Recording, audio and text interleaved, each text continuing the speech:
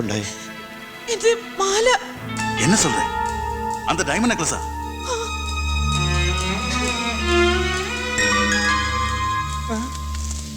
ஓ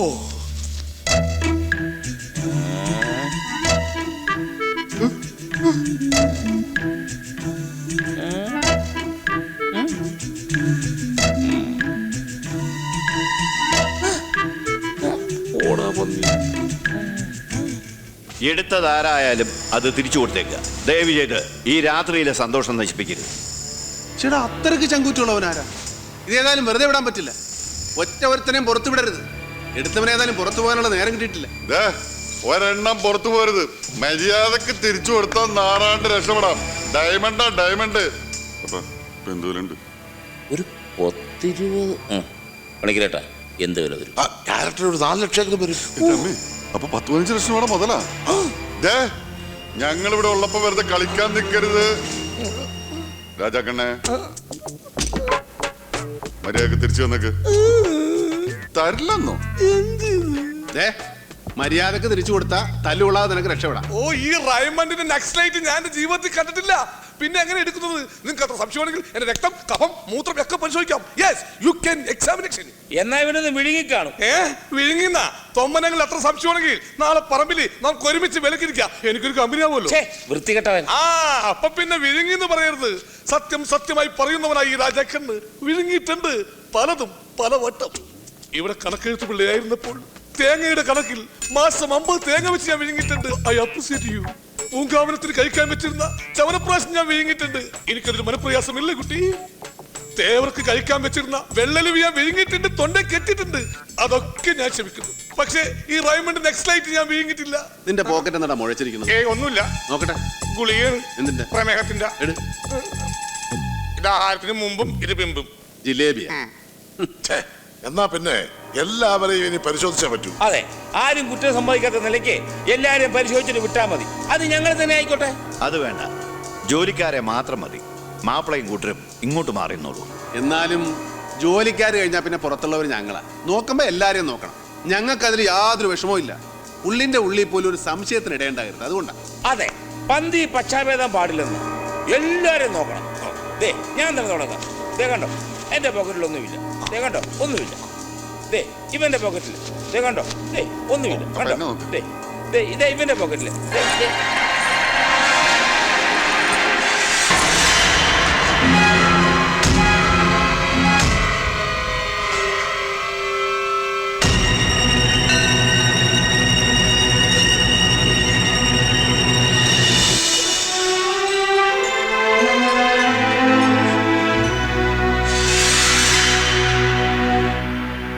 ഇതെങ്ങനെ എന്റെ പോക്കറ്റില്?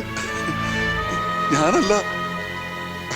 അപ്പ സത്യമായിട്ട് ശിവ, ഇതാരും മനഃപൂർവ്വം അപ്പനാണ്. ഞാനല്ല.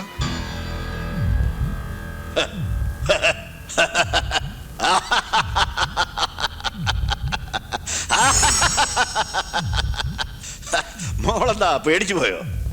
നല്ലൊരു ദിവസമായിട്ട് പാട്ടും കൂത്തും മാത്രം മതിയോ? അല്പം തമാശയൊക്കെ വേണ്ടേ? ഞാൻ തന്നെയാ ഇത് ചെയ്ത്. മാപ്പിളയാണ് ഉദ്ദേശിച്ചത്, പക്ഷെ ഇരുട്ടിൽ ആള് മാറിപ്പോയി.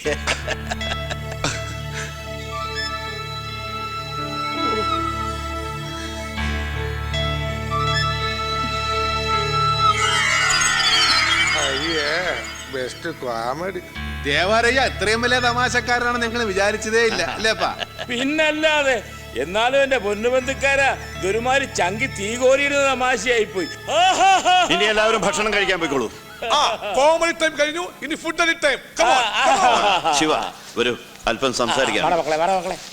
നിങ്ങൾ പോയി ഭക്ഷണം കഴിച്ചോളൂ. വരൂ.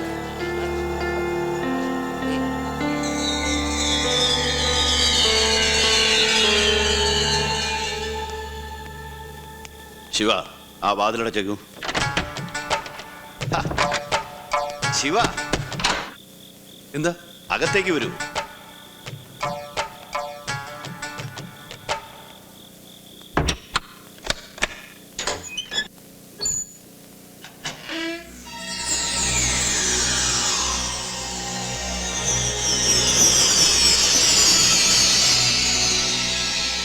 ഈ പണവും സ്വത്തും എല്ലാം ഇനി നിനക്ക് കൂടി അവകാശപ്പെട്ടതാണ്. ഒരുപാട് ദുരന്തങ്ങൾ ഏറ്റുവാങ്ങേണ്ടി വന്നവളാണ് എൻ്റെ മോള്. അവളെന്നും സന്തോഷമായിട്ടിരിക്കണം. അവളുടെ കണ്ണ് നിറയാൻ ഇനി ഒരിക്കലും ഇടവരരുത്. ബന്ധങ്ങളൊക്കെ ഉപേക്ഷിക്കണമെന്നൊന്നും ഞാൻ പറയുന്നില്ല. പക്ഷേ പുതിയ ജീവിതമൊക്കെ ആകുമ്പോൾ പഴയ ബന്ധങ്ങളോട് അല്പം അകൽച്ചയാകുന്നതിൽ തെറ്റൊന്നുമില്ല. മനസ്സിലായില്ല. ദേവാലയ എന്താണ് ഉദ്ദേശിക്കുന്നത്? വേണ്ടപ്പെട്ടവരെ കുറിച്ച് പറയുമ്പോൾ നിനക്ക് വിഷമം തോന്നും. മറ്റുള്ളവരുടെ മുമ്പിൽ വെച്ച് നീയും നിന്റെ കൂട്ടരും നാണം കെടണ്ടെന്ന് കരുതിയ നിന്റെ സ്നേഹിതൻ ചെയ്ത തെറ്റ് ഞാൻ ഏറ്റെടുത്തത്.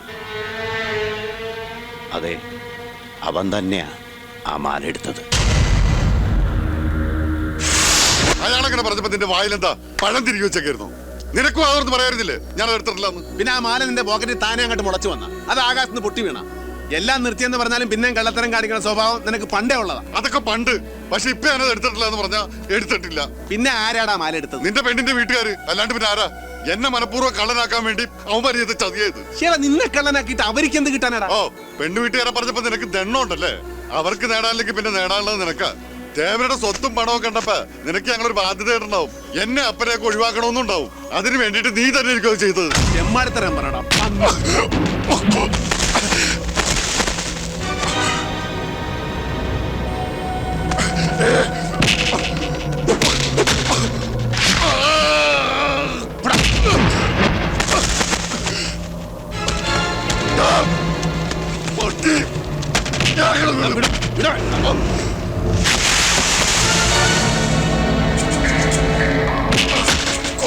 വേണ്ട.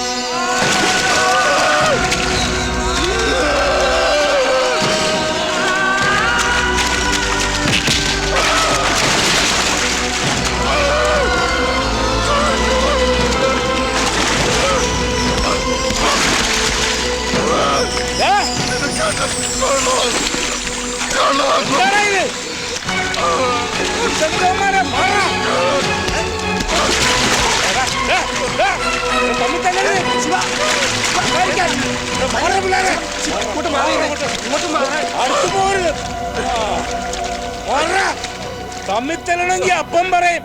റഫറിയില്ലാത്ത കളി വേണ്ട. പിന്നെ അവനൊരു ചൊരിയണ വർത്താനം പറഞ്ഞാലാ? നിനക്ക് ഇപ്പൊ എന്നെ കള്ളനാക്കണം, അത്രയല്ലേ വേണ്ടത്? അതാണ് ഞാൻ തന്നെ ആ മാല പൊട്ടിച്ചത്. ഞാൻ കള്ളനാ, കള്ളൻ. നീയൊക്കെ നന്നാക്കാൻ ശ്രമിച്ചിട്ട് നന്നാകാത്ത കള്ളൻ. നല്ലവരായിട്ടുള്ള നിനക്കൊന്നും ഈ കള്ളന് ചേരില്ല. നീ തേവരുടെ മോളെ കല്യാണം കഴിച്ചിട്ട് സുഖമായിട്ട് ജീവിച്ചോ. നിങ്ങൾക്കൊക്കെ മാനക്കേടുണ്ടാക്കാൻ ഈ കള്ളപ്പെട്ടി ഇനി നിങ്ങളുടെ ഇടയിലേക്ക് വലിച്ചേറി വരില്ല. നീ എന്തൊക്കെ ഉണ്ടായി പറയണ പന്നി? വേണ്ട, എവിടെന്തോ വന്ന നമ്മള് ഇത്രയും കാലം കൂടെ പിറപ്പുകളെ പോലെ ജീവിച്ചു. ഇപ്പൊ നമ്മള് പിരിയാ.